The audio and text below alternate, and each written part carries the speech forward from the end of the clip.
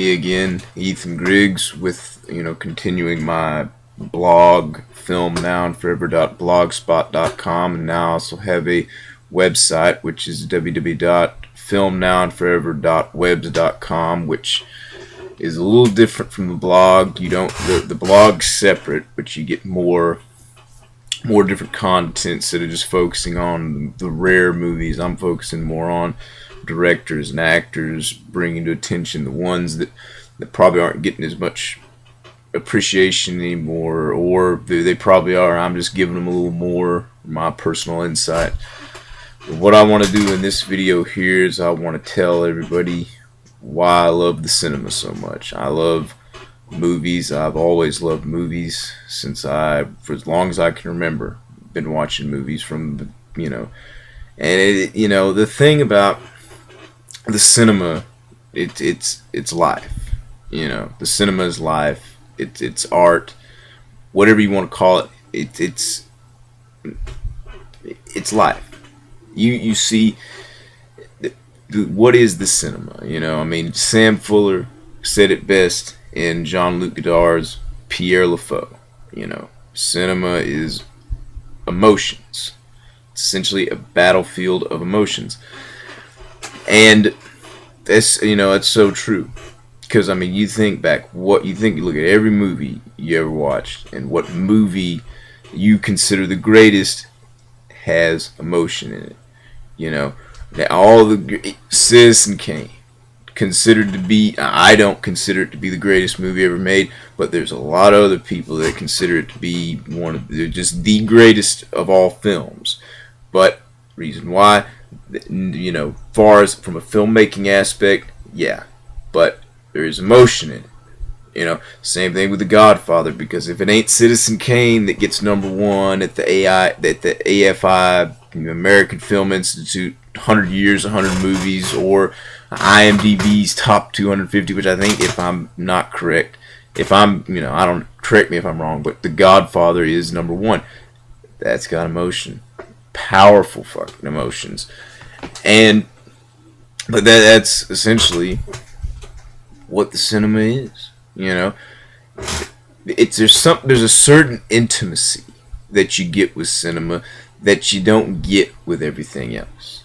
Sure, you got TV. TV, it's wrapped up 30 minutes to an hour. You're done with a TV episode, an episode of television. Movies take a little longer to get their message across. You dig deeper into these characters. Now, yeah, sure, the TV shows, they go on for I got like 16 episodes max in a season.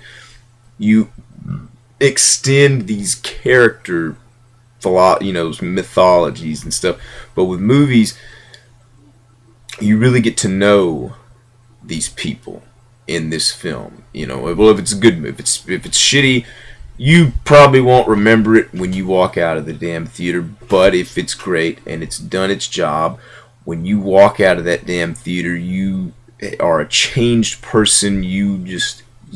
At that particular moment, you don't even know what the hell's going on. That movie is all you're thinking about. Whether you had fun with it, whether you cried, whether you cheered, whether you threw shit at the screen because you were so pissed off because it didn't go your way, you felt something about it. But if you walk out of that movie theater movie didn't do its job. It's a piece of shit. If you walk, God, that movie was just so terrible that I can't even talk about it. But take like a movie like 21 Jump Street, which I saw recently, and it went in there not really expecting much. I had the time of my life watching that damn movie, and it's something so simple. You got Jonah Hill and Channing Tatum in basically a remake / sequel to a television series in the 80s. But it was so hilarious. These fucking guys are spot on hilarious. They just keep rolling with the jokes, and it just comes on. And then of course you got Ice Cube, but besides all that, this is a fun movie. I had a good time.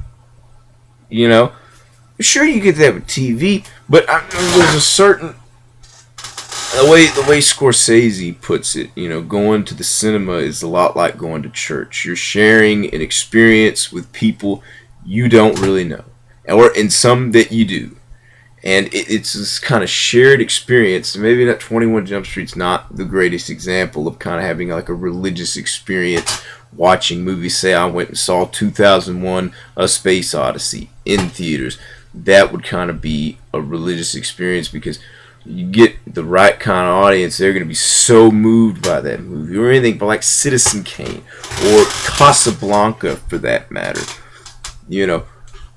People get moved by the cinema, and I think you don't want that to die out, and I think we for a time it was looking pretty bad. Pride, if I had to say, I'd probably say about the early 2000s, like on the cusp, like after the great movement, the independent film movement of the 90s. You kind of had a period at the beginning of the 2000s where movies just really weren't that great, but we progressed in the last 10 years. We have had just phenomenal movies, great directors coming out. So for the question, is cinema dead? I don't think it's dead. I think it's far from dead when we've got great filmmakers like Christopher Nolan, who this year alone, I predict he will blow everybody's fucking mind out their ass with The Dark Knight Rises. Because the thing about Christopher Nolan, I have complete trust in that guy to do whatever is the right thing. If he cast a fucking dog to play a Batman, if he cast a dog to play Penguin, I would fucking say that's amazing. But that's not going to happen anyways, because after this one, the chances of them making another Batman movie slim to none, unless they do the Dark Knight Return, whatever the hell that thing is, where he's old or so, I don't know. But anyway, if it is, Christopher Nolan probably won't do it. But once this one's released, he's done with Batman. He's gonna go on and do more great things, because I've yet to see that guy do a bad movie. And you got guys like Fincher, and to a lesser extent, you've got Tarantino that continues to bring exciting films to the cinema. I mean, that's a guy that the only person I've ever seen that probably loves movies more than Tarantino is Martin Scorsese, who is still going strong after decades of filmmaking. Filmmaking since the 70s, technically the late 60s, big time filmmaking, in the 70s. Those guys keep cinema alive single-handedly, and it's not just those. There's other ones, like Danny Boyle, Catherine Bigelow, among other people that just continue to make great movies. And as long as we stick with the quality of the cinema, then cinema's not going to die. The main goal is to keep. You don't want cinema to go away, because without cinema, what the hell are we going to do on Friday and Saturday nights? We got to go see movies. What is the main thing? That's everybody's go-to thing. And why waste your money on shit when you can see great movies? And this summer, I have to admit, this is one of the best summers I've ever seen as far as movie-wise. I mean, we have exciting projects. I mean, The Hunger Games comes out Friday. Phenomenal book series, all three of them amazing fucking books. Movie looks amazing.